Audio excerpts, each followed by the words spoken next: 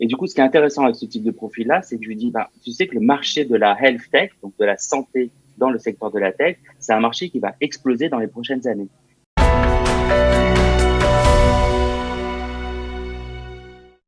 Est en ligne. Elle vient Madame Maman, bonjour. Bonjour, je vous entends. Alors, on vous voit, nous, donc c'est parfait. On Ah, vous d'accord, entend très bien. aussi. Vous ne nous voyez pas. C'est la règle, c'est comme ça, mais nous, on vous voit très bien. Alors, D'accord. justement, vous avez décidé de relayer une conférence pour donner des trucs et en tout cas des conseils pour ceux qui souhaitent intégrer les startups israéliennes. En effet, alors déjà, je voulais donner quelques éléments de contexte par rapport à... Vous On vous m'entendez? entend très Ah, bien. d'accord. Très bien, très bien. Je voulais donner quelques éléments de contexte par rapport à la situation du coronavirus et l'impact aussi dans les sociétés high-tech aujourd'hui. Euh, alors, c'est vrai que on a connu le travail à distance. On vous entend très bien. Vous pouvez continuer. On a connu le travail à distance et on a découvert qu'on pouvait maintenant plus facilement travailler à distance avec, notamment dans le secteur du digital. Et on découvre aussi que la transformation digitale des entreprises, eh ben, elle devient de plus en plus importante. Et le Covid-19 a accéléré en fait cette transformation digitale.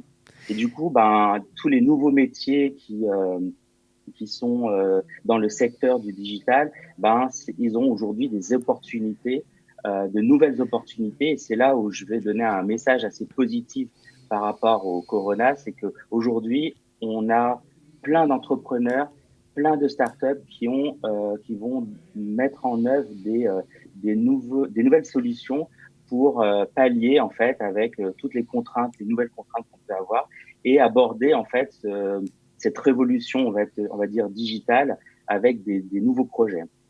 Et pour faire ça, en fait, Developer Institute, on est une école de code sur Tel Aviv. On a voulu en fait exprimer et montrer qu'aujourd'hui, on a énormément de potentiel pour travailler dans le secteur de la tech. Et on a ce soir un, un consultant tech qui était un ancien ingénieur de chez Intel, qui va en fait expliquer comment on peut aborder et améliorer et surtout réussir un entretien dans les secteurs de la tech, dans les sociétés israéliennes. Et donner quelques conseils aussi, ça c'est important, sur comment trouver un job en Israël. On découvre qu'il y a énormément de sociétés qui ont des besoins. Euh, on le voit nous-mêmes par rapport à nos étudiants qui avaient l'habitude, après leurs 3 mois de bootcamp, donc de formation dans le code, de faire des stages en entreprise. Ben maintenant, ils font les stages en remote. Et ce qui est intéressant et ce qui est très impressionnant, c'est qu'on a eu des étudiants qui ont fait des stages pour des sociétés à Singapour, comme pour des sociétés à Tel Aviv. Et on voit qu'aujourd'hui, le monde, il est ouvert et il faut maintenant s'intéresser à toutes les possibilités qu'offre le digital aujourd'hui. Et on est là pour expliquer et présenter un peu comment on va gérer cette situation avec ces nouvelles offres et ces nouvelles possibilités Alors, d'emploi. la conférence dont vous avez parlé a lieu ce soir. Elle est gratuite. Oui, bien sûr, elle est gratuite. C'est Ophir Nathan, qui est aujourd'hui un consultant tech et ancien ingénieur chez Intel, qui aussi intervient au sein de Developers Institute pour aider nos étudiants dans leur recherche d'opportunités de carrière. Et en fait, il offre en fait ce webinar justement pour il va donner quelques sites internet absolument, il faut absolument voir pour chercher des nouvelles offres pour travailler en remote, travailler à distance, dans le secteur de la tech. Alors, vous avez parlé des nouveaux métiers du digital. Est-ce que vous pouvez nous en dire un peu plus? Alors c'est intéressant parce que très souvent, quand un jeune me dit qu'est-ce que je peux faire moi en apprenant à coder, et en fait, ce qu'il faut savoir, c'est que dans les métiers qui vont dans 2-3 ans en fait, les métiers qui vont arriver, on les connaît pas encore. C'est-à-dire que la transformation digitale, elle est tellement rapide que des nouveaux métiers se créent. Mais par contre, ce qu'on sait, c'est que pour accéder à ces métiers-là, il faut savoir les bases du code. C'est comme, je dirais, il y a 20 ou 30 ans, quand on nous disait, si tu veux réussir dans la vie, dans le business, il faut apprendre à parler l'anglais. Là, c'est la même chose. Si tu veux réussir dans la vie digitales, dans les boîtes tech, tu dois réussir à apprendre à coder. Je vous donne un exemple. Pas plus tard que hier, j'ai reçu en entretien un élève qui étudie depuis 3 ans dans le secteur de la santé. Il a encore 3 ans d'études supplémentaires. Et il me disait, bon, ça fait long. Bon, je connais bien le secteur de la santé, mais bon, ça fait long et encore 3 ans d'attente. Pour moi, c'est pas faisable. Et du coup, ce qui est intéressant avec ce type de profil-là, c'est que je lui dis, tu sais que le marché de la health tech, donc de la santé dans le secteur de la tech, c'est un marché qui va exploser dans les prochaines années.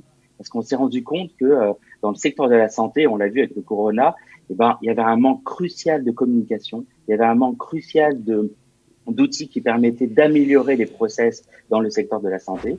Et du coup, ce profil de personne, c'est très intéressant parce qu'il va avoir une compétence santé et il va ajouter une compétence tech qui va lui permettre d'intégrer des boîtes dans la health tech.